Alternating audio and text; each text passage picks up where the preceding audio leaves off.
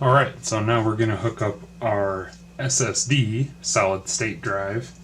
What I have is a PNY CS900. It's a 120 gigabyte, 2.5 inch SATA 3. So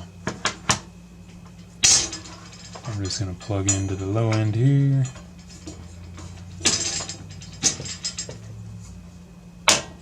There's your SATAs. Got 4 SATA slots there.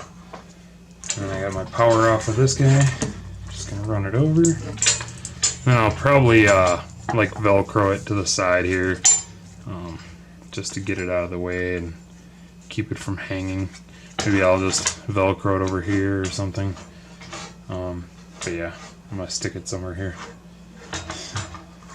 As for now, I'm just gonna let it sit there. So, alright, we are set.